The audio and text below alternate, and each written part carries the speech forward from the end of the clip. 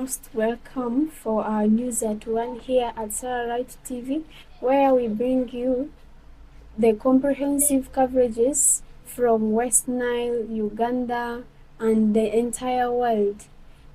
Here are the top stories. West Nile leader adds unity to foster regional development. Kabale police probe suspected suicide of senior 5 student. Zambia's Hitlema wins re-election with 60% of vote. 2 students killed in Philippine school shooting. I am Florence. Let's get the stories into details. West Nile leaders have called for unity among elected leaders in the region to strengthen advocacy for major development projects and improve the livelihoods of residents. The leaders said West Nile has significant infrastructure needs that require a united voice from members of parliament to lobby the government for increased investment in the region. The call was made during the Thanksgiving ceremony of Arua Central Division Member of Parliament, Honorable Mosait Kemis, of the FDC held at Arua Primary School Playground on Saturday, 15th of August 2026. Chairperson of the West Nile Parliamentary Caucus and Obongi County MP, Honorable Fungaro Caps Hassan, said political differences among elected leaders should no longer stand in the way of regional development. Honorable Mosait Kemis, the Member of Parliament for Arua Central Division, asked the West Nile MPs to unite and develop a common regional agenda that can be presented and consistently advocated for before the government and other development partners. Meanwhile, Honorable Eric Dramviku of NRM, the guest of honor representative for Minister of Health, Dr. Chris Bamunsi, and Terego West constituency MP said West Nile lags behind due to disunity. He stressed the need for the cooperation among the legislators to push for the region's agenda for infrastructure development and cash crop production for income generation. West Nile sub-region comprises 42 members of parliament across 12 districts and 1 city, covering a total area of about 15,300 square kilometers bordering Democratic Republic of Congo and South Sudan. In another story, police in Kabale have arrested the driver of a Toyota Primo suspected of driving under the influence of alcohol after a crash that killed a boda rider along the Kabale-Katuna Road on Saturday night. The crash occurred about 11 p.m. and involved a Toyota Primo registration number UAT791S and a red Bajaj Boxer motorcycle registration number UEV857H. Nelson Tumushime, the Kikezi Region Police spokesperson, said both vehicles were traveling from Kabale toward Katuna when the crash occurred. The driver was arrested and is being held in police custody as investigation into the circumstances surrounding the crash continue. Tumushime warned motorists and boda riders against driving or riding while under the influence of alcohol, saying such behavior put the lives of road users at risk. Police have expressed condolences to the family of the deceased rider as investigation continues. Still in Uganda, in another sad story, The death of a 20-year-old student has left her family, school, and community in mourning as police investigate the circumstances surrounding her death. Police in Kabale district are investigating the suspected suicide of a 20-year-old senior 5 student of Kigata High School. The deceased has been identified as Barbara Katsime, a resident of Hamurangara village, Bugarama Parish, Buhara sub-county in Kabale district.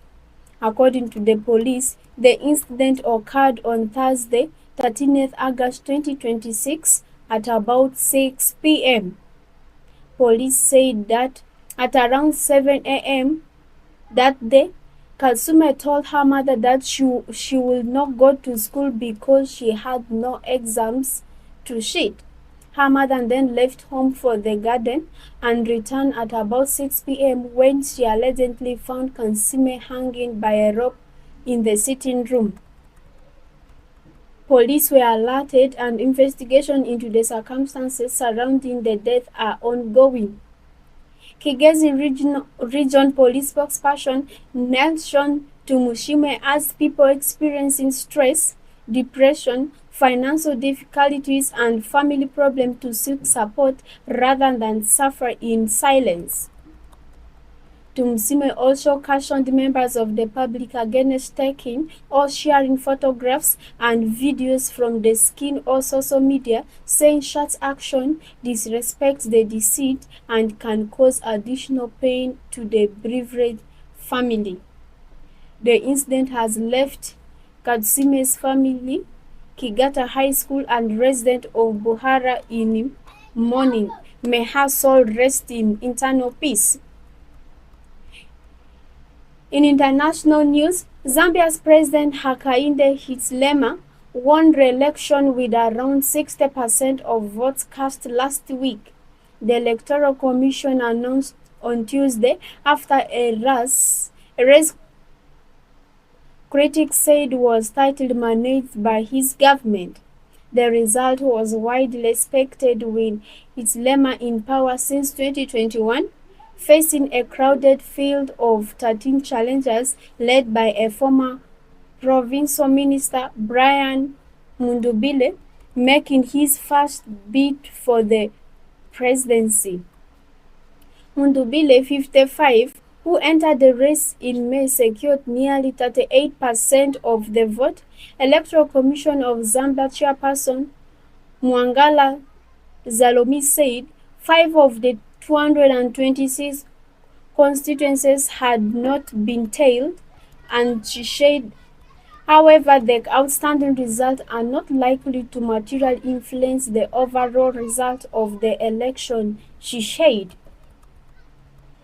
The 13th August election in the copper-rich Southern African nation was overshadowed by the opposition allegations of fraud and unprecedented nationwide suspension of vote tallying after attacks on election staff and the theft of marked ballot papers.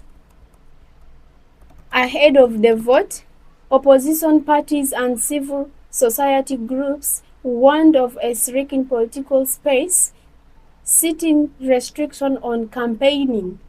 Internal and domestic observers' mission said at the weekend that the condition had contributed to an uneven playing field. Tension escalated after the votes when authorities arrested nearly a dozen people, including senior opposition figures, during a raid that involved an exchange of gunfire. The government said those arrested were linked to military of insurgent activity around the election, allegations denied by Mundubile's NRPUP party. The election was widely seen as a referendum on Hichilema's first term, during which Zambia's economy returned to growth after years of fiscal distress. Lastly, in another sad story, Security guards keep watch as vehicle exit the Anteno de Zamboanga University following a shooting incident in Zamboanga, southern Philippines. A gunman had opened a fire at a high school in the southern Philippine city of Zamboanga, killing a student before turning the weapon on himself, according to local officials. Mayor Kiama Adam Olaso said that the shooting took place on Tuesday at a school attached to Anteno de Zamboanga University in Zamboanga. He said the suspect shot a fellow student who died before shooting himself. The university president, Enald Adal, confirmed there was no longer an active shooting and said there was no additional death on reported injuries. The school said in a statement that it has coordinated with parents and guidance to pick up their children and had ensured the safety of those remaining on campus. Regional police said the suspect was a mid-grade student who had brought a pistol and rifle inside the school campus and opened fire in a classroom. The investigations is ongoing. We are still trying to identify the motive, police spokeswoman Sela Chang told the AFP news agency, adding the crime scene was now being processed. That is all we have for you this afternoon. Before we conclude, let's have the recap of the top stories. West Nile leaders urge unity to foster regional development. Kabale police probe suspected suicide of senior 5 student. Zambia's Hichilema wins re-election with 60% of vote. 2 students killed in Philippine school shooting. Thank you for being with Sararights TV. Have the best of your day. I am Florence. Thank you.